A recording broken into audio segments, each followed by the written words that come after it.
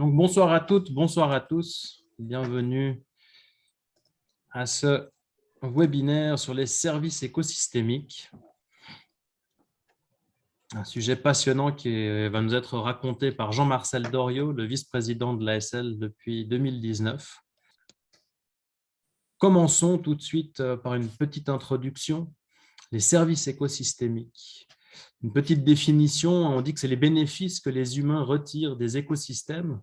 Un service et une fonction d'utilité commune que nous rend la nature, à nous, les êtres humains. C'est une notion qui est apparue dans les années 70 et qui a pris de l'ampleur internationale en 2005, quand les Nations Unies ont demandé, dans le cadre des objectifs du millénaire, justement, de référencer ces différents services afin de pouvoir les hiérarchiser. La notion qui est derrière, qui est une notion quand même très anthropocentrée, finalement, c'est de ne pas se dire qu'on a une terre pour nous seuls, mais bien qu'on est dans la nature et que cette nature nous rend une quantité de services assez incroyable. On va voir ceux du Léman ce soir, et que nous, êtres humains, on pourrait vivre sans ces services que nous rend la nature. Je vais peut-être passer la parole à Jean-Marcel, qui se présentera bien mieux que moi. Jean-Marcel, qui est membre du comité de l'ASL quasiment depuis sa création et qu'en est le vice-président depuis 2019. Jean-Marcel, bienvenue et je te laisse te présenter. Oui, merci. Oui, donc, je suis vice-président de l'ASL. J'ai été directeur de recherche dans un laboratoire en France qui s'appelle l'Institut de la recherche agronomique et dont la station la plus proche du lac Léman est à Thonon-les-Bains, et j'étais directeur de cette station jusqu'à mon passage dans la catégorie retraité engagé, on va dire. Et donc moi j'ai une formation un peu large en écologie du paysage, en biogéochimie. J'ai étudié pas mal de choses dans ce domaine des impacts des activités humaines. Mais bon, en dehors du travail de cette réflexion sur la nature et ses usages et la manière dont on l'impacte, bon, j'ai beaucoup d'intérêt pour les simples observations naturalistes ou la simple observation naturaliste, avec peut-être un petit faible pour les oiseaux depuis quelques années. Voilà. Et personnellement, je suis très avide de mieux comprendre, de mieux connaître, de mieux m'instruire depuis toujours presque. Voilà, ça a toujours été un peu comme ça. J'ai retenu la citation que ne m'arrêtait pas de me dire mon père, qui était une de Marcel Pagnol, et qui disait « On ne perd jamais une occasion de s'instruire ». Et donc, on ne sait jamais tout non plus, évidemment. Alors, est-ce que tu me permets de rajouter un tout petit 2-3 éléments sur ta définition, Adrien? Vas-y, Jean-Marcel. Voilà, donc tu as donné la définition officielle académique, l'usage, l'origine de ce concept. Voilà. Ça s'est remis, j'espère que ça ne va pas durer plus que 5 minutes. Bon. Vas-y, Jean-Marcel, vas-y. Ouais, ok, pas grave. Isabelle, je vous demande de couper votre micro, s'il vous plaît. Ce qu'il faut bien voir, c'est que à travers l'idée de service écosystémique, c'est une manière d'organiser le savoir sur les écosystèmes et leurs usages qui prévaut depuis quelques années et qui permet de mieux comprendre à quel point rien ne peut remplacer les écosystèmes en bon fonctionnement pour assurer un approvisionnement notamment de l'espèce humaine en toute une série de ressources qui sont à la fois des ressources matérielles et des ressources immatérielles qui ont aussi beaucoup d'importance. Au départ, l'idée, c'était bien de rappeler à tout le monde, à la Terre entière, qu'on ne peut pas se passer des écosystèmes et que les opérateurs naturels de ces écosystèmes, c'est un tissu vivant qui est structuré par une infinité d'interactions et qui subit toute une série d'agressions qui petit à petit risquent de le détisser et de nous faire perdre la qualité de ces systèmes. C'est ce qu'on a vu dans le passé pour le lac Léman et c'est ce qu'il faut qu'on évite pour le futur. Alors moi, je trouve que le concept, il est évidemment, comme tout modèle, il a ses limites. C'est une vision simplifiée du problème qu'on traite. Il a un avantage, c'est qu'il est relativement pragmatique, opérationnel, puis il est assez pédagogique, puisqu'en fait, le mot service est assez facile. On rentre assez facilement dans le mot service à travers l'idée des services publics. C'est quelque chose qui est une compréhension assez immédiate.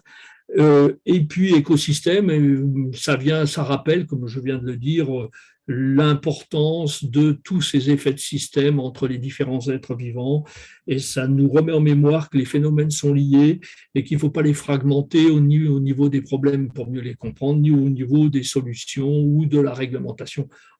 Il faut qu'on arrête de fragmenter les choses, même si pour la clarté de l'exposé, on va proposer des types de services écosystémiques. C'est pour mieux considérer leurs interactions et leur complémentarité dans un deuxième temps, qu'on commence par un peu les séparer les uns des autres. Je crois que de cette petite intervention préliminaire, rappelons-nous que c'est une manière de traiter un problème qui est bien entendu simplifiée comme tous les modèles, mais qui, dans l'état actuel des connaissances, a permis de faire quelques progrès au niveau de la pédagogie concernant la pédagogie de la conservation des ressources naturelles, et aussi au niveau du travail des chercheurs en ce qui concerne l'interaction entre les différentes facettes de sciences humaines et de sciences biologiques. Voilà ce que je voulais rajouter. Jean-Marcel, pardon pour ce complément. Avant de rentrer dans le vif du sujet, je vais tout de suite vous mettre à l'épreuve avec un premier petit sondage que voici. Combien de bateaux de plaisance, à votre avis, y a-t-il sur le lac ?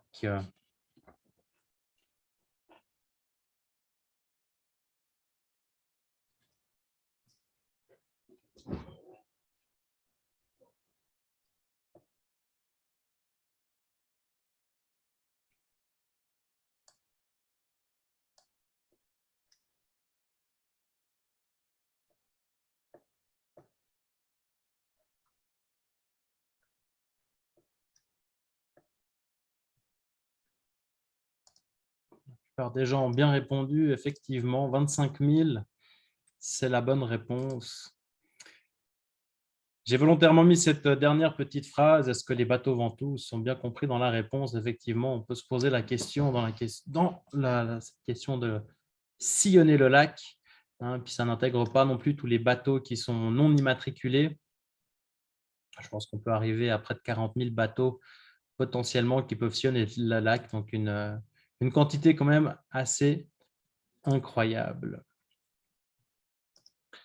On va effectivement ce soir parler des différents services écosystémiques, donc d'approvisionnement culturel, récréatif. Bref, on va commencer tout de suite par les services d'approvisionnement.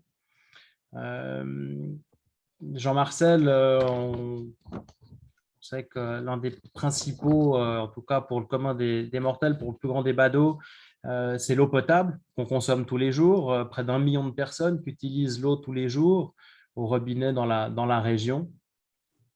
Donc, c'est donc un service qui est primordial dans notre région. Est-ce que tu peux du coup nous en parler un petit peu plus? Pas de problème, on va commencer par ça. Donc, comme je vous l'ai dit, les services, ils sont classés. Parce que bon, on commence toujours à classer les choses. On a commencé par classer les espèces avant de parler des écosystèmes. Hein. Historiquement, voilà, on commence par classer un peu les choses avant de voir de quelle manière elles interagissent et à quel point elles sont importantes à considérer ensemble. Donc, en ce qui concerne l'eau potable, tu as dit 1 million de personnes, bon, c'est à peu près les estimations actuelles. Ça pourrait bien continuer à s'accroître. Hein. Je fais l'hypothèse sans trop prendre de risques. 80% des eaux du canton de Genève, si mes informations sont exactes, 60% des eaux d'Évian, des projets un peu partout pour s'alimenter en eau dans le lac. Alors, l'eau du lac, elle est accessible par pompage et elle est distribuée en général après un traitement. Et bien entendu, ce traitement sera, c'est assez évident, hein, d'autant plus léger et plus facile à sécuriser que l'eau brute, celle qu'on pompe, est de bonne qualité, qu'elle n'est pas trop, au point de vue sanitaire notamment, qu'elle a peu de matière en suspension. Parce que les matières en suspension, non seulement ça colmate les filtres, mais en même temps, ça trouble les produits qui rendent l'eau, enfin, les produits qui sont censés rendre l'eau de bonne qualité. Il y a peu de matière en suspension et notamment peu de plancton. Depuis quelques années, la situation s'est absolument incroyablement améliorée depuis les années 80-90, à l'époque où le lac était trop riche en plancton et où il était eutrophe. On aura peut-être l'occasion d'en reparler. L'avantage de prendre au lac, c'est que c'est facile.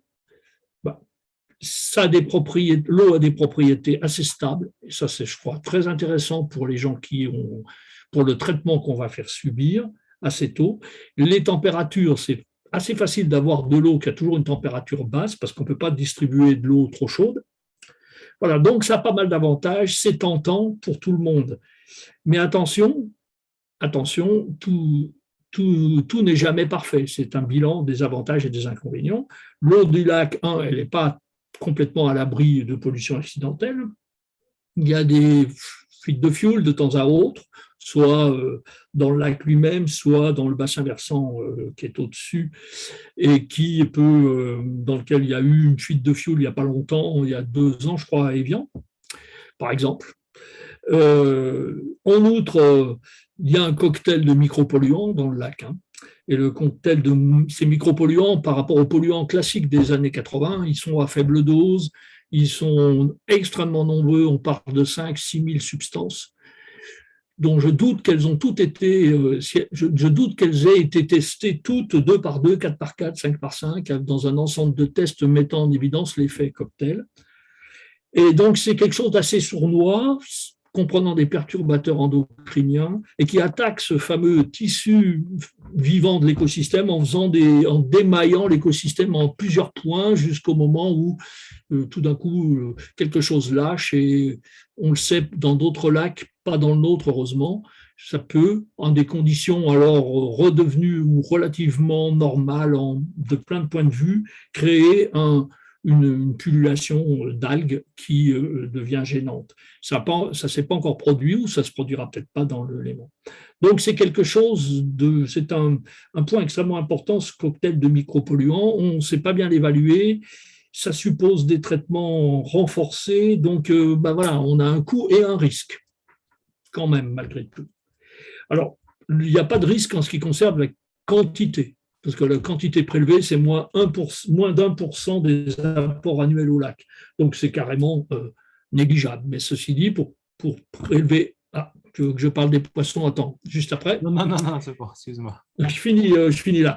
Quand même, l'eau, c'est important, parce qu'on a l'impression que c'est quelque chose c'est spontané de prendre l'eau dans le lac, et puis on la traite un peu, et puis il y en a beaucoup, puis on n'impacte pas la quantité de l'eau du lac.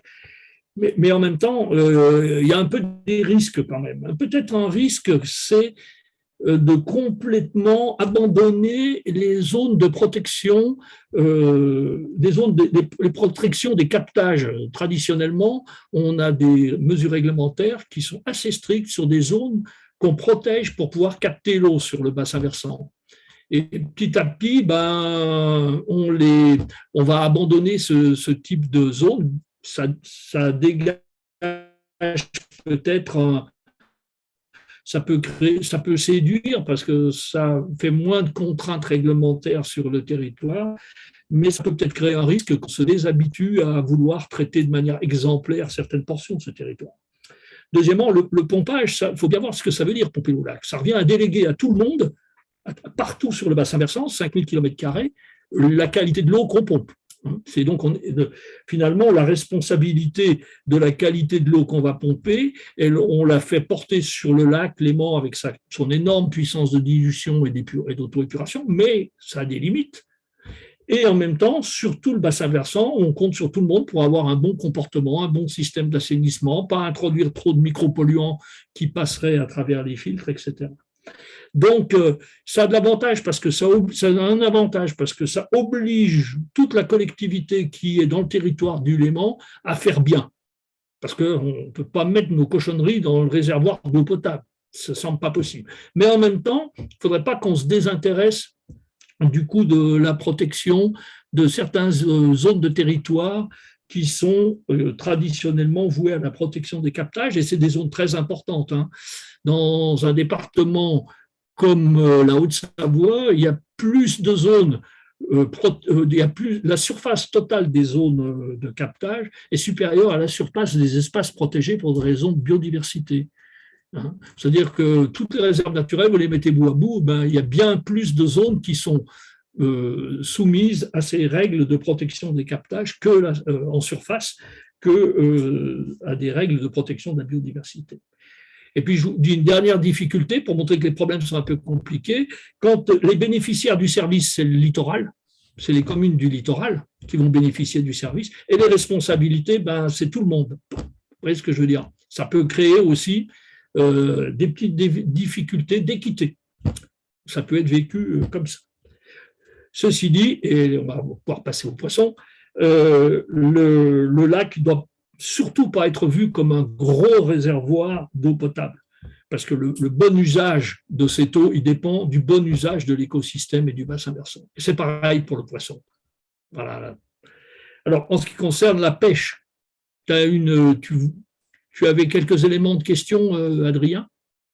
Non, vas-y. Non. Alors, voilà. En ce qui concerne la pêche, tout le monde sait l'importance de la pêche.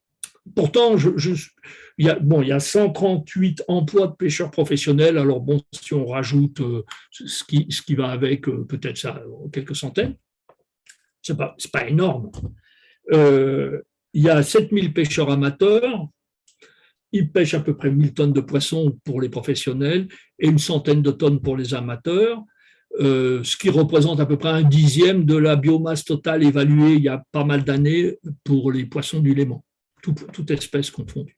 Donc, on est dans un système qui n'est pas, en tous les cas, pas surpêché probablement, d'après ce que j'ai pu lire.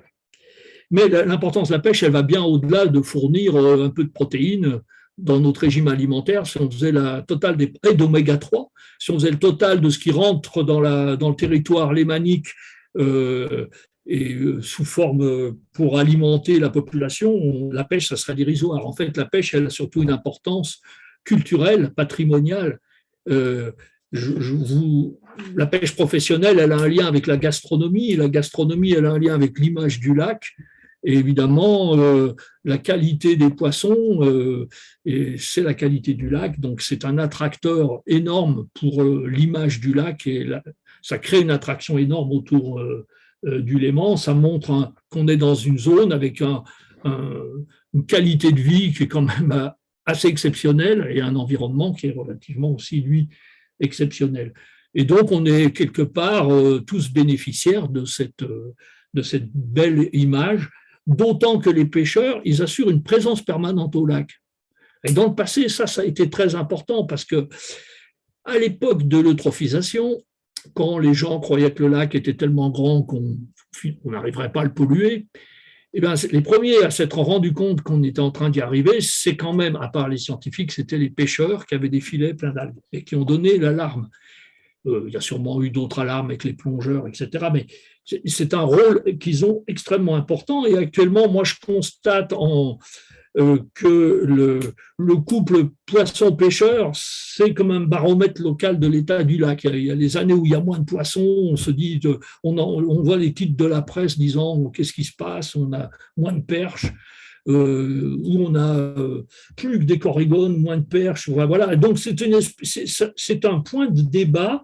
C'est un peu comme si le poisson nous délivrait une sorte de bulletin de santé du lac. C'est une hypothèse complètement personnelle qui est liée à ma fréquentation du bar des pêcheurs. Et je pense que si je rapproche ma connaissance de quelques pêcheurs avec les débats que créent leurs inquiétudes sur le lac, les poissons, et les titres de la presse locale, je me dis que la pêche, c'est quand même largement plus que les 1000 tonnes de poissons. C'est vraiment un phénomène culturel est un phénomène qui a extrêmement d'importance. Ceci dit, la pêche, ça consiste, il ne faudrait pas, fallait pas voir le lac comme un réservoir d'eau potable, il ne faut pas voir non plus la pêche comme une vaste pisciculture, hein. On est bien d'accord là-dessus. C'est encore à nouveau un écosystème qui fonctionne, parce que le poisson qu'on produit, qu'on extrait du lac, il a aussi un rôle qui est de réguler le lac. Donc, les réglementations de la pêche, ils doivent tenir compte à la fois de ne pas surexploiter du service écosystémique pêche, il doit à la fois tenir compte du fait qu'il ne faut pas surexploiter le lac et la population piscicole du lac, et qu'il ne faut pas mettre en défaut la fonction de régulation des populations piscicoles sur le fonctionnement de l'écosystème. Voilà. Finalement, la pêche, c'est quand même un point incroyablement important dans le lac, et c'est ce que je voulais souligner. Alors, il y a d'autres choses qu'on extrait. Alors, on extrait également de l'énergie hydroélectrique, barrage de Seget à Genève fournit 8% de l'électricité de Genève. Il y a plein d'endroits sur le littoral où on commence à se dire qu'on va utiliser des échanges thermiques avec le lac, soit pour chauffer, soit pour climatiser des habitations et des établissements riverains au lac. Et ces dernières fonctions sont en pleine expansion et évidemment mériteront d'être évaluées sur leur impact quantitatif au fur et à mesure qu'elles vont prendre de plus en plus de place. Citons aussi les extractions minérales. C'est pas anodin d'enlever du gravier dans le lac. Ça fait enlever un flux de matière. Ça peut déséquilibrer certaines frayères et en déséquilibrant les frayères, gêner le fonctionnement de l'écosystème, puisque c'est un tout, cet écosystème. Donc, c'est pas anodin. Ça veut pas dire qu'il faut pas le faire, mais comme d'habitude, c'est pas inépuisable et il faut trouver la juste quantité à extraire par rapport aux autres fonctions du lac. Oui, alors à côté j'ai mis, voilà, qui va avec c'est pas vraiment une extraction, mais la navigation, c'est une manière d'utiliser certaines propriétés énergétiques du lac. Et donc, il y a la navigation qui représente d'un service commercial, 2 millions de voyageurs par an, d'après les chiffres officiels, avec des transports en commun, avec les frontaliers, les touristes, le transfert pendulaire des gens, et soit la plaisance. Et donc, tu as dit 25 000 bateaux. Moi, tu vois, j'avais 20 000. Donc, et ça, c'est effectivement une manière de montrer toute l'importance qu'a le lac pour énormément de gens. Alors, toutes ces activités, l'extraction, le poisson, l'artificialisation qu'on est obligé de réaliser quand on pompe de l'eau, parce qu'il faut bien mettre des tuyaux, il faut mettre des installations, etc. Tout ça, ça n'a pas beaucoup de petits impacts individuellement, mais ça se cumule. Et donc, toutes ces activités se cumulent pour générer des impacts sur l'écosystème. Pour l'instant, il ne s'agit pas d'imaginer, on n'a pas de données sur les impacts, mais on sait qu'il y a des perturbations physiques, le bruit par exemple, qui est quelque chose dont on ne prenait absolument pas en compte dans le temps, mais qui, semble-t-il, peut même gêner le zooplancton, c'est-à-dire les tout petits crustacés dont se nourrissent les poissons. Évidemment, les perturbations, c'est aussi l'artificialisation du littoral, qui est important, le littoral, notamment toute la zone qui est entre les herbiers et la plage, la présence de tuyaux qui peut-être facilite certaines invasions, les polluants, les modifications de bilan de matière et les changements dans les dynamiques de l'écosystème, comme je l'ai explicité pour les poissons. Alors, tous les services d'approvisionnement et plus la navigation, ça, c'est des choses qui sont en pleine expansion depuis une trentaine d'années, du fait de l'urbanisation et de l'augmentation de la démographie. Je n'ai pas de jugement de valeur quand je dis ça, bien entendu, c'est un constat. Et donc, souvent, on a tendance à décrire le Léman comme une sorte de mer intérieure, et pour autant, il n'est pas inépuisable. Donc, on peut s'attendre à ce qu'un jour, il va falloir réfléchir à l'ensemble de ces activités qui se développent sur le lac et voir si la capacité de l'écosystème supporte cette augmentation de tous les services qu'on extrait du lac. Voilà. Merci beaucoup Jean-Marcel pour les éclaircissements sur les services d'approvisionnement. On va maintenant passer aux services culturels et récréatifs. Mais avant ça, je vous remets à l'épreuve un petit sondage. Voilà. Depuis 2004, l'intérêt pour les services écosystémiques a augmenté. On peut le mesurer notamment sur les recherches sur Internet. Donc, à votre avis, depuis 2004, de combien de fois a augmenté ce souci, cette recherche sur Google? C'est de là que proviendra ce chiffre.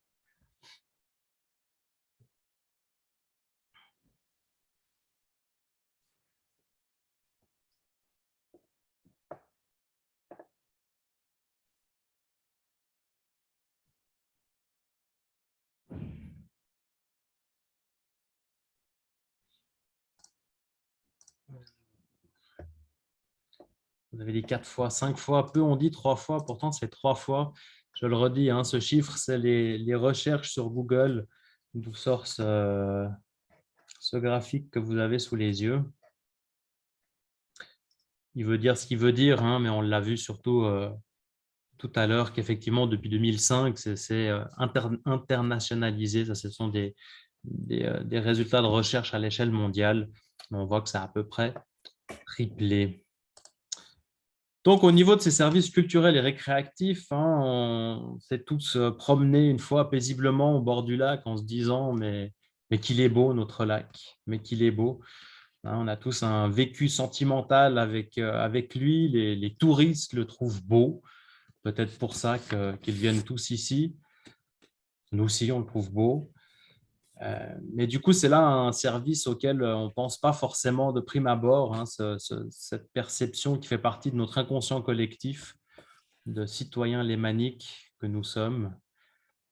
Jean-Marcel, peux-tu nous en parler un petit peu plus de ces services culturels et récréatifs? Juste avant de rentrer dans le vif de ce sujet, je voudrais juste vous faire la remarque qu'on n'a jamais rentré dans combien ça rapporte en francs ou en euros par hectare le lac. Ça n'a jamais été la question. Parfois, c'est un reproche qu'on fait à cette approche de service écosystémique a complètement explosé dans la littérature scientifique et même dont on trouve des traces dans le droit relativement depuis à peu près une dizaine d'années, l'utilisation de cette idée. Mais la partie de la tendance qu'il y a eu dans certains épisodes au début de la fabrication de ce concept à vouloir évaluer monétairement les choses, c'est complètement dissoute dans les autres approches beaucoup plus qualitatives et qui consistent surtout à faire prendre conscience des mécanismes qui font que ces écosystèmes comme le Léman sont une source de vie, comme dit l'ASL. Voilà.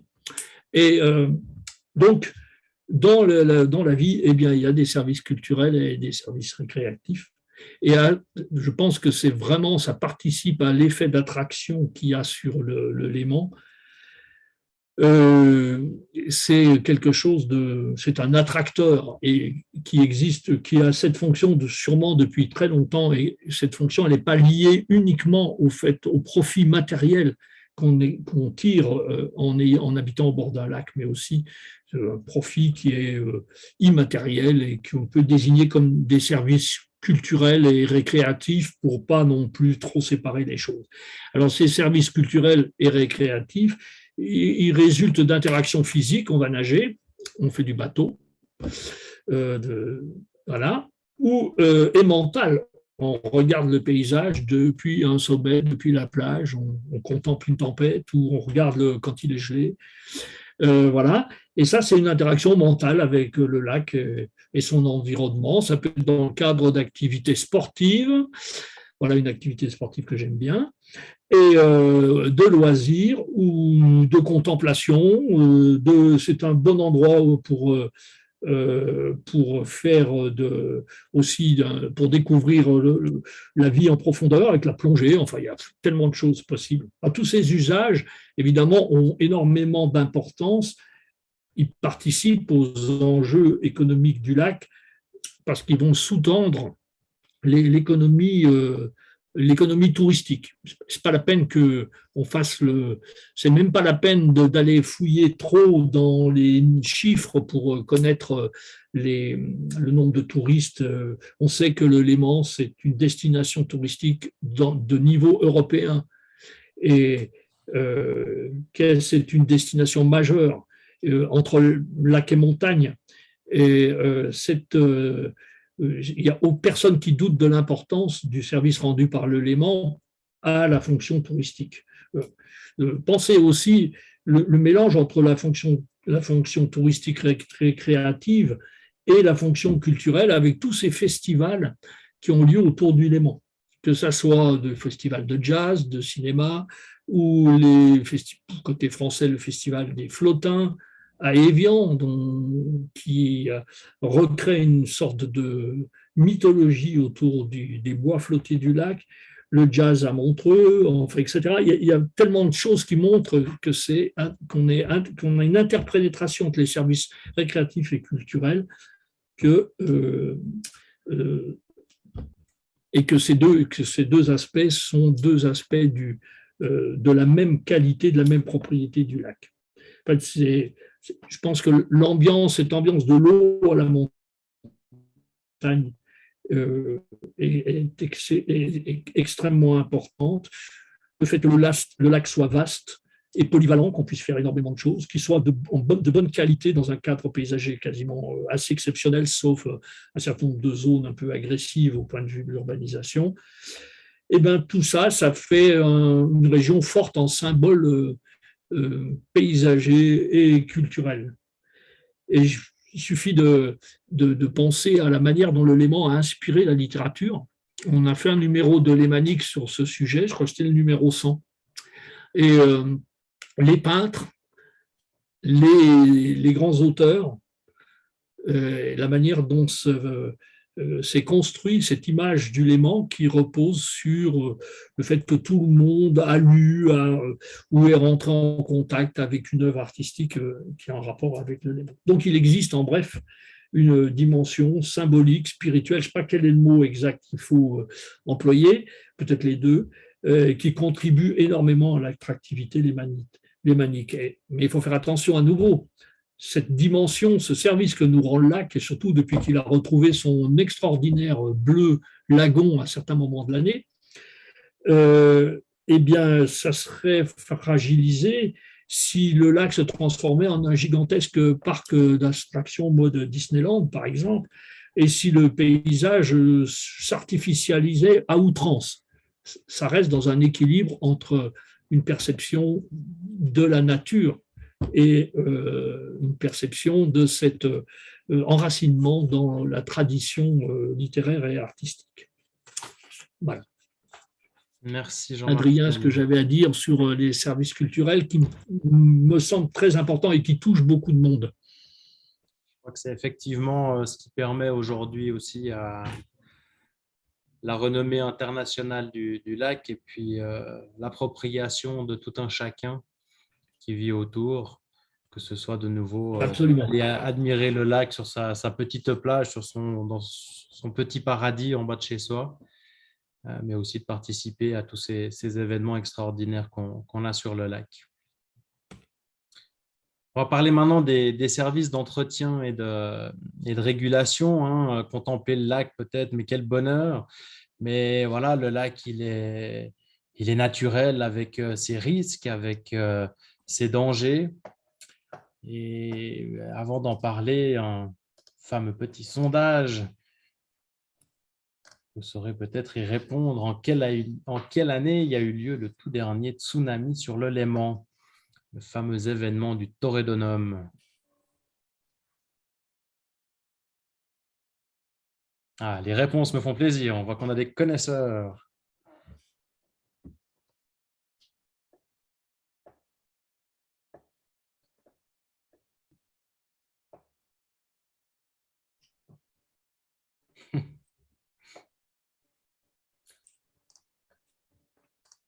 Je ris, je ris. En 1980, lors de la création de l'ASL, merci à celui qui a qui a répondu à cela. Je ne sais pas si celui qui a répondu 1602 est un jeune voix. C'était un petit clin d'œil à l'escalade. Bref, la bonne réponse est donc en l'an 563, lorsqu'un éboulement a provoqué un glissement du delta du Rhône et provoqué une vague qui faisait jusqu'à 12 mètres, sauf erreur, à Lausanne et près de 6 mètres à Genève, qui arrivait en un peu plus d'une heure. Du coup, voilà, le Léman, c'est pas juste un réservoir d'eau qu'on peut admirer, sur lequel on peut jouer, mais aussi un lieu où qui va permettre de traiter l'eau de manière naturelle, de l'épurer, une eau qui est nettoyée justement, mais pas trop. Heureusement, l'être humain, il a su imaginer des systèmes pour aider le lac, pour pas qu'il soit trop pollué avant qu'on lui rejette tous nos rejets d'eau usés, industriels. Du coup, ces services d'entretien et de régulation, Jean-Marcel, tu peux peut-être nous en parler un petit peu plus? Oui, rien de tout ça serait possible sans ce qu'on appelle les services d'entretien et de régulation. On va peut-être parler, si tu passes la diapo suivante, si je me souviens bien, on va partir d'un cas concret. Ah non, c'est pas ça. Bon, alors on va faire différemment. Dis-moi quel C'est slide. pas grave. J'avais souvenir qu'il y avait la photo de cette explosion d'algues Oui, elle est là, elle est là. de 2021. Elle est là. Tu peux me la mettre? Elle est là. Partons partons du concret. Normalement, tu dois l'avoir, non? Je ne l'ai plus, mais bon, je ne l'ai pas. Mais peut-être que tout le monde l'a sur ce. Voilà, c'est ça. Alors ça, je pense que c'était septembre 2021, mais la date, finalement, elle est sur le numéro de la SL. Oui, c'est ça, septembre 2021. Tout d'un coup, le lac s'est couvert d'une couche d'algues, d'une couche de surface extrêmement riche en une algue planctonique qui n'était pas dangereuse. On voit ici la productivité s'est faite cette production de biomasse est complètement gigantesque au point de se voir depuis les satellites qui observent la Terre. Je ne sais pas, je ne sais plus quel est le satellite, mais qu'importe. Et on voit même les courants du lac qui se dessinent grâce à cette biomasse produite et qui représente des milliers et des milliers de tonnes de matière organique qui a été produite. Alors, cette explosion, c'est parce qu'effectivement, comme disait Adrien, il y a un certain nombre de fonctionnements inattendus dans le lac, dans les écosystèmes en général et dans les écosystèmes lacustres en particulier.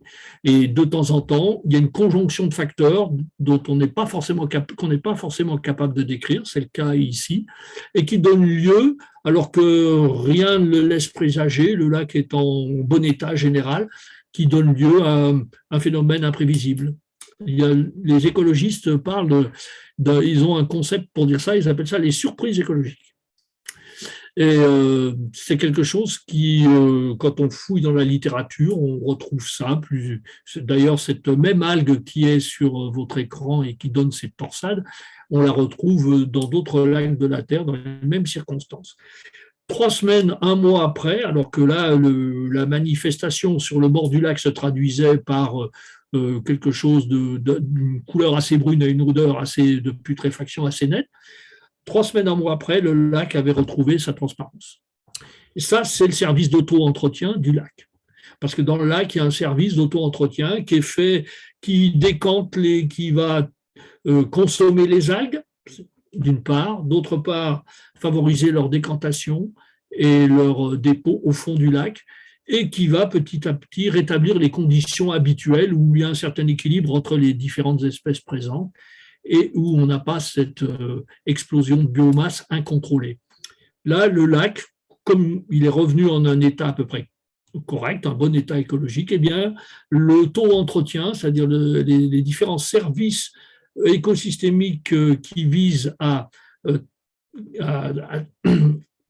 équilibrer la qualité des eaux du lac, eh bien, ont fonctionné. Et le lac, en un mois, au plus, il a retrouvé sa transparence.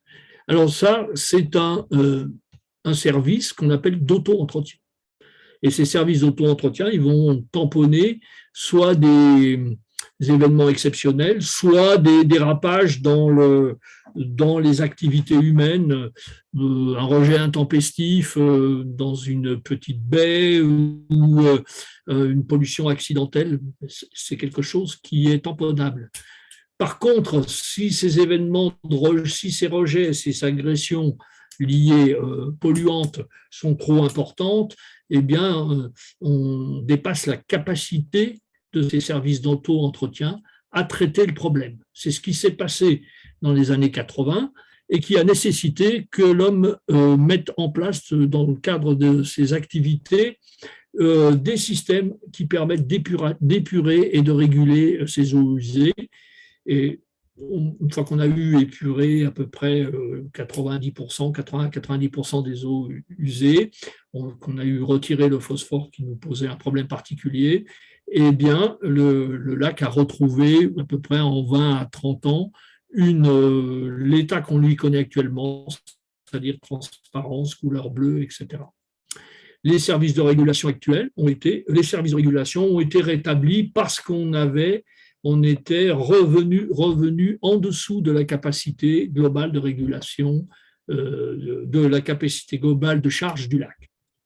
Voilà. Alors, à côté de ça, il y a aussi, on peut passer peut-être le diapo suivante.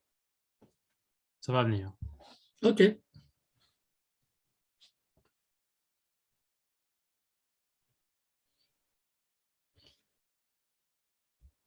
Ça met vraisemblablement un petit peu de temps chez toi, parce que moi, il est déjà mis. Ben, ouais, moi, il n'est encore pas là, mais c'est. Les services non En compris. fait, hein? Les services non compris. Oui, c'est ça. Donc là, on a fait dans les maniques une espèce de gag, comme si c'était une note après une journée passée au bord du lac. Donc, pendant cette journée, on a pu attraper un omble chevalier qui était absolument très bon à manger et qui n'avait pas de traces excessives de contaminants et qui était tout à fait dans les normes. On a pu boire une tasse sans s'intoxiquer. On a vu un magnifique lac bleu lagon, c'était je ne sais plus quel jour, admettons qu'on était en juin. Et on a aussi rencontré une espèce qui n'était pas fréquente dans le temps et qui est devenue relativement fréquente. Et c'était voilà.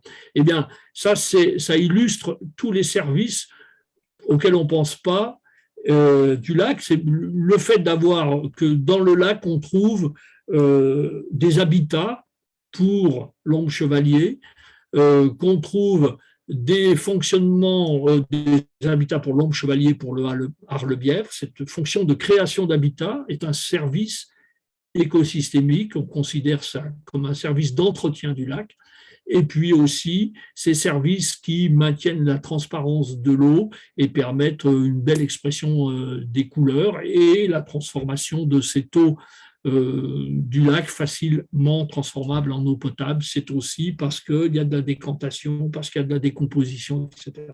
Voilà. Et donc, services de régulation, services d'entretien sont à la base de tous les services d'approvisionnement dont on a parlé précédemment. Ceci dit, tout n'est pas forcément bien dans le meilleur des mondes. Et il y a aussi des ennuis qui peuvent apparaître avec le lac. Alors, tu nous as montré, Adrien, tout à l'heure, le risque majeur que représente le tsunami, mais il y a aussi des risques beaucoup plus discrets et qui sont microscopiques, mais qui peuvent être embêtants. Et par exemple, parmi ces risques, il y a parmi ces ennuis qui sont des anti-services, eh bien, il y a le fait que le lac est un très bon habitat pour la fameuse puce du canard, c'est-à-dire ce petit parasite qui nous pique, qui rentre sous notre peau en croyant qu'il a affaire à un canard et qui donne une démangeaison. Il n'y en a pas tellement ces dernières années. Donc, il y a des anti-services qu'on pourrait développer un peu, il faut savoir que, bien entendu, il y a des services négatifs rendus par le lac. Il y a aussi des services, pardon? Vas-y, c'est tout bon. Il y a aussi des services qui sont délocalisés, c'est-à-dire que le lac il fait partie d'un système fluvial qui est le système du Rhône. Et évidemment, il assure au Rhône aval une eau de qualité assez extraordinaire pour un fleuve avec un débit comme il a déjà à la sortie de Genève. C'est presque une qualité eau de source. Hein. Et donc un débit relativement constant dans les périodes qui sont des périodes de sécheresse comme celle qu'on a vécue.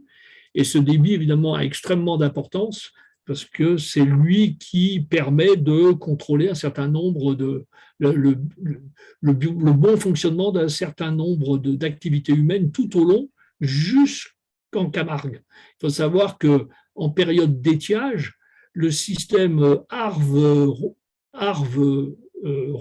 sorti du Léman correspond à peu près à un tiers du débit qui rentre en Camargue. Et certains travaux scientifiques montrent que, évidemment, ça a extrêmement d'importance pour éviter la remontée du coin salé dans la Camargue. Le maintien de ce débit est extrêmement important parce qu'un tiers du débit estival d'étiage, c'est quelque chose de considérable par rapport à la dynamique entre l'eau douce et l'eau salée dans cette région, qui, par ailleurs, est un hotspot de biodiversité. Voilà. Merci. On va passer à la dernière partie de ce webinaire. Je sais que le temps avance. Mais cette dernière partie est très importante. Hein. On a vu que tous ces services écosystémiques rendus nous semblent normaux et malheureusement acquis pour beaucoup. Pourtant, la pression anthropique, qu'elle soit directe ou indirecte, elle est de plus en plus importante. Et donc, les services aux atteintes, les atteintes aux services écosystémiques, bien évidemment aussi. Du coup, qu'en est-il du futur de ces services rendus? Qu'est-ce qu'on peut en dire, Jean-Marcel? Bon, là, je vais être bref parce que effectivement, j'ai un peu débordé le temps.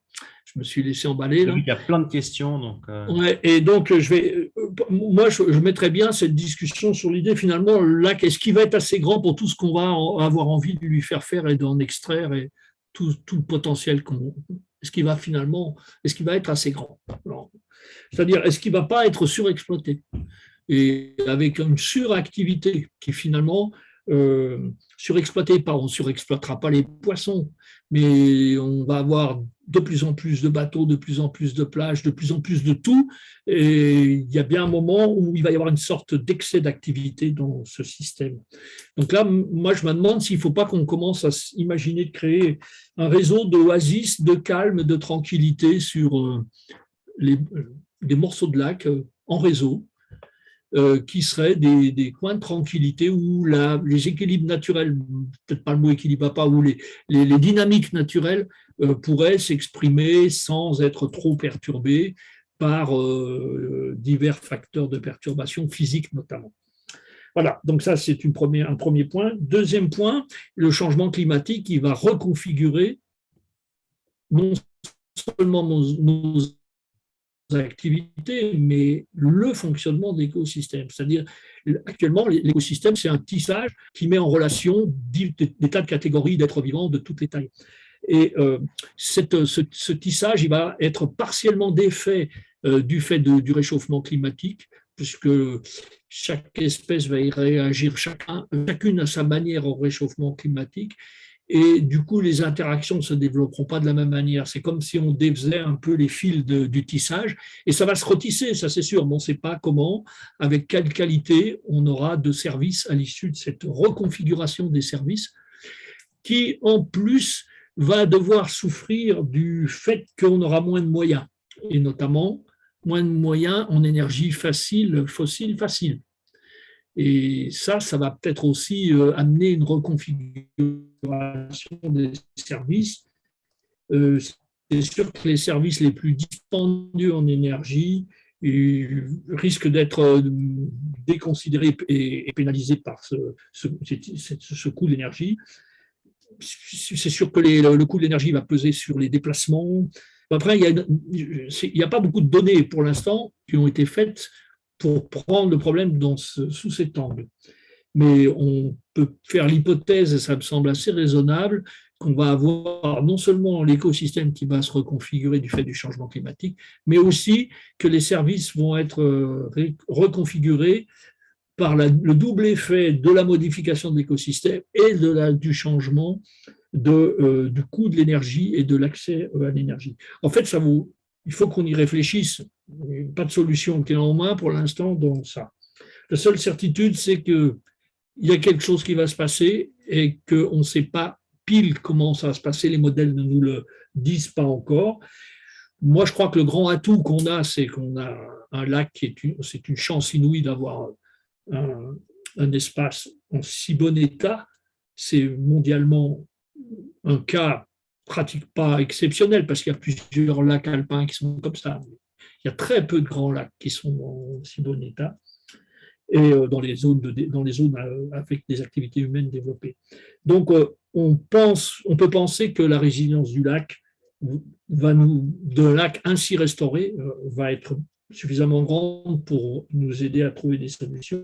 Et en même temps, que des associations comme l'ASL ou d'autres associations, y compris des associations de pêcheurs, de gens qui font de la voile, c'est des dynamiques sociales dont on risque d'avoir besoin pour rassembler un peu les gens autour du lac Léman et un peu faire société autour de ce lac pour essayer d'en tirer le meilleur et le laisser en meilleur état possible. Ça sera ma conclusion. Merci Jean-Marcel. Je ne vais pas en dire plus sur cette conclusion que tu as très bien fait. Je te remercie infiniment pour le temps que tu as passé, que ce soit pour la préparation de ce webinaire, que ce soir, on n'a pas encore fini. On va passer maintenant au temps de questions-réponses. Je vous rappelle que vous pouvez, sur le petit chat qui est en bas de votre écran, avec cette petite bulle, poser vos questions. Et je vais passer tout de suite la parole à Malika, qui va faire la modératrice de cette partie questions-réponses. Malika, qui est une collaboratrice chez nous, stagiaire. Malika, la parole est à toi. Merci Adrien et bonjour à toutes et à tous. Alors tout d'abord, je voulais dire merci à Jean-Marcel pour votre présentation, c'était très intéressant. Donc on va commencer par la première question qui est sur l'approvisionnement des poissons. Donc ce serait pour mettre en perspective, j'imagine, par rapport à nos prélèvements. Quel serait le prélèvement de poissons de la part des cormorans et d'autres piscivores dans le lac? Et est-ce qu'il y aurait du repeuplement de poissons réguliers, est-ce qu'il y en a, du repeuplement de poissons réguliers dans le lac, tels que des truites et des perches? Alors, en ce qui concerne le cormoran, moi, les informations dont je dispose datent un peu, mais le prélèvement par rapport à la productivité à l'hectare était absolument non perturbateur des populations. Les mesures qui ont été faites à l'époque montraient que ce n'était absolument pas perturbateur des populations de poissons. Et je ne connais pas le cormoran, a fait un prélèvement un peu sur les populations les plus abondantes, il est très opportuniste. Donc voilà, moi je suis incapable d'aller plus avant dans ce sujet-là qui mériterait une réflexion plus approfondie de la part d'un spécialiste des poissons. Quant au repeuplement, je ne sais pas trop qu'est-ce qui se passe côté suisse. Côté français, je pense que les repeuplements, soutien de population ont été abandonnés il y a quelques années quand on s'est rendu compte que les marquages ne donnaient pas de surplus. On avait fait des marquages et on a pu voir qu'il n'y avait pas de surplus de population qui était lié au fait qu'on introduisait de nouvelles espèces. Et c'était plutôt la crainte des spécialistes, était plutôt la pollution génétique et éthologique du poisson. Quand on le relâche, il n'a pas commencé sa vie dans le lac. Donc, il a une éthologie changée. Voilà. Mais honnêtement, je ne peux pas en dire plus et ça mériterait sûrement qu'on invite un spécialiste des poissons pour parler de ces questions. Je me permets juste de rajouter qu'on a deux lémaniques, notre trimestriel, le numéro 109 qui parle des cormorans, ça veut dire qu'il y a la réponse à la question, mais, et puis le numéro 112 qui lui traite du réempoisonnement avec plein de chiffres à la clé. Donc je vous invite à aller faire un petit tour après sur notre site. Si vous ne les avez pas chez vous en version papier, ils sont téléchargeables sur notre site. Alors, merci. La prochaine question, elle est aussi sur les poissons. Et la question est, des études sont-elles effectuées sur l'impact de la pollution sonore sur les poissons dans le lac? Aux dernières nouvelles qui étaient à ma disposition, c'était quelque chose qui était envisagé, mais je ne sais pas si les projets ont donné lieu à de réelles recherches qui ont été réalisées. Mais c'est quelque chose dont on entendait parler parmi les spécialistes des poissons. Maintenant, on sait de plus en plus que le bruit est un problème dans les écosystèmes, notamment marins. Mais pour le lac, c'était évoqué. Je ne sais pas si c'est allé jusqu'à donner lieu à des projets de recherche qui ont été soutenus. Je ne peux pas répondre à cette question. Désolé. D'accord. Alors, la troisième question, c'était le pompage d'eau par rapport au chauffage urbain ou la climatisation. Est-ce que ce serait négligeable ou est-ce que ça impacterait la température du lac? Et de quel ordre de grandeur on parlerait? Est-ce que ce serait plus marqué ou délicat en profondeur, par exemple? En tous les cas, dans l'état actuel du développement de la technologie, il n'y a pas suffisamment de points de prélèvement, de quantité prélevée pour que ça donne un impact. Mais effectivement, ça me semble incontournable qu'un jour ou l'autre, proche d'ailleurs, une étude soit faite pour évaluer l'impact sur le lac, de manière à ce qu'on ait une réponse assez la meilleure possible à cette question. Et surtout si le lac, c'est quand même pas quelque chose de complètement homogène. Il y a des sous-unités qui sont plus ou moins profondes. Il y a aussi des endroits qui reçoivent de l'eau glaciaire à proximité en permanence et des endroits qui sont plus éloignés. Enfin bref, probablement il n'y a pas une réponse homogène, mais sûrement à décliner cette réponse selon les différentes sous-unités du lac. Mais je crois que c'est inévitable qu'un jour ou l'autre, on ait une étude là-dessus. Si tous les habitants qui sont autour du lac, qui se comptent donc en millions, se mettent à utiliser le lac comme ressource de fraîcheur et de chaleur, il faudra bien évaluer l'impact que ça va avoir. Merci. La prochaine question, elle est par rapport plus au service de régulation. Et la question, c'est est-ce que les moules quagga sont en train de s'auto-limiter? Et donc, est-ce que ce serait de l'auto-entretien? Eh ben, les espèces invasives, ça, c'est une vraie question. Parce qu'on est en train de se rendre compte que même la moule quagga est en train de perturber des choses auxquelles on ne pourrait pas penser il y a quelques années, qui est une perturbation probable du cycle du phosphore dans la zone qui est en profondeur dans la zone qu'elle colonise. Heureusement, elle ne colonise pas tout le lac, mais effectivement, c'est un vrai problème. Est-ce qu'elles vont s'autoréguler? C'est très difficile à dire. Et je pense que là, c'est vraiment une espèce invasive et elle pourrait très bien couvrir toute la zone, tout l'habitat où elle peut s'installer dans l'état actuel de sa propagation. Et elle produit des transformations importantes. C'est un concurrent, par exemple, elle va consommer, filtrer l'eau. Eh bien, c'est un peu un avantage de filtrer l'eau. On l'a vu tout à l'heure, quand vous avez trop d'algues, il y a quand même de temps en temps des poussées incontrôlées. Peut-être qu'elles sont un allié dans ce cas-là. C'était le cas dans certains lacs avec la moule zébrée. Et par contre, quand la production est un peu faible, elles sont en concurrence avec les alevins notamment pour cette production.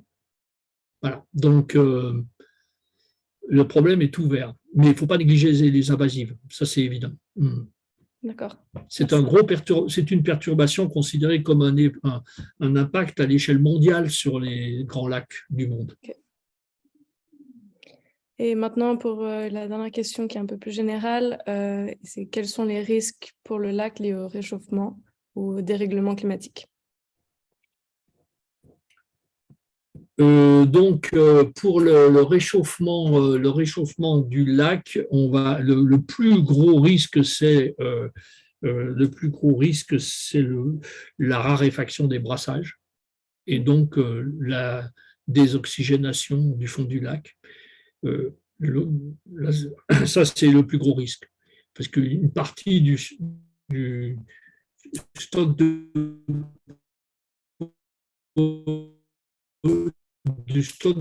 du polluant qui a été éliminé au fond du lac en ce qui concerne tant que le fond du lac est oxygéné. Et la désoxygénation pourrait produire une libération de ce polluant et peut-être d'autres polluants. Voilà, donc ça, c'est un point extrêmement important. Je crois que c'est le point qui est relevé depuis longtemps, notamment par les différents lémaniques, dans les différents lémaniques, par l'ASL, évidemment, en appui, en référence aux travaux scientifiques. Le deuxième risque, c'est qu'avec le réchauffement climatique, les espèces qui se trouvent dans un cadre différent et les interactions entre espèces ne se passent plus de la même manière. C'est-à-dire que la proie va se développer trop vite par rapport au prédateur parce qu'elle est plus sensible à l'augmentation de température que le prédateur. Et du coup, le prédateur ne trouve plus assez de proie au moment où lui, il en aurait vraiment besoin. C'est-à-dire que les différents agencements entre espèces ne vont pas se passer si bien. Ça, c'est déjà quelque chose qui est visible pour certaines espèces de poissons. Et donc, ce phénomène de désorganisation des relations biotiques dans l'écosystème, parce que chaque espèce a sa manière de répondre à la température, c'est quelque chose qui est une désorganisation, qui risque de provoquer une désorganisation assez profonde de l'écosystème. C'est le deuxième risque important en ce qui concerne l'écosystème, parce que la désorganisation, ça veut dire perte de contrôle d'un certain nombre d'espèces qui vont tout d'un coup trouver une issue. Et jusqu'alors, elles étaient confinées par les autres, et tout d'un coup, elles trouvent un vide devant elles, et elles peuvent très bien se mettre, c'est le cas des algues, à exploser. On peut aussi imaginer des changements de comportement des espèces. Les espèces ne vont plus habiter au même endroit parce qu'elles vont se déplacer pour tenir compte du réchauffement climatique et trouver se retrouver plus dans leur optimum thermique. Et en se déplaçant, elles peuvent très bien ne plus exercer la même pression sur les autres espèces qu'elles exerçaient avant. Elles exerçaient ça sur le littoral, par exemple, et maintenant, elles l'exercent sur le lac. Ça a été vu dans d'autres lacs alpins, des changements probablement liés au changement climatique de comportement de poissons qui se traduisent par des déséquilibres au niveau planctonique, parce que le poisson se met ayant déplacé son habitat, se met à exercer une pression alors que jusqu'alors, il n'y avait pas de pression dans cet habitat-là. Voilà. Donc ça, c'est les deux points, c'est ça, oxygène, brassage. Et deuxième point, c'est désorganisation de l'agenda de l'écosystème, dont on ne sait pas ce que ça va donner, mais les premiers éléments montrent que ça peut laisser échapper certaines pullulations qui jusqu'alors étaient contenues et perturber nos services écosystémiques. D'accord. Merci beaucoup pour vos réponses et merci à tout le monde pour vos questions et votre intérêt. Et je vais repasser la parole à Adrien. Merci beaucoup Malika, merci Jean-Marcel pour ces éléments de précision. La prochaine conférence, elle aura lieu dans un petit peu moins d'un mois sur un sujet ô combien intéressant et mal connu, hein, sur les nanomatériaux. Menace pour le Léman, en est une. Je vous invite donc à tous nous rejoindre. Vous pouvez dès à présent aller vous inscrire sur notre site pour cette conférence qui sera avec notre invité sera Monsieur Serge Stoll, docteur Serge Stoll, professeur à l'Université de Genève et nouveau membre du comité de l'ASL depuis cette année. On a cette chance-là avec qui on collabore notamment sur notre projet Plastoc. On vous en dira plus la semaine prochaine. Vous pouvez également nous retrouver du 21 au 23 octobre au Festival de la Salamandre à Morges. Si vous avez des enfants, petits-enfants, venez. Il y a plein d'animations et surtout de magnifiques films à voir, des expositions photos. On sera également présent, Jean-Marcel, avec une petite conférence au Salon du Livre au Château de Ripaille le 5 et 6 novembre. Et finalement, après le prochain webinaire au Swiss Boat Show à Palexpo à Genève, avec notre stand où on aura cette année une magnifique exposition photo pour mettre en avant les photographes qui nous permettent d'illustrer le lac et bien sûr toutes ses vocations. Vous trouvez plein d'informations sur notre site internet et notamment dans notre trimestriel Le Lémanique. Le dernier traite justement des services écosystémiques. Donc si vous voulez avoir des nouvelles sur ce sujet de manière écrite, je vous invite à aller le lire sur notre site internet. Vous pouvez également télécharger, revoir plutôt les autres webinaires si vous n'avez pas pu y participer. Et finalement, si nous avons la possibilité de vous offrir ces webinaires, c'est grâce au soutien de tous les sympathisants qu'on a autour de nous, cette grande communauté de l'ASL.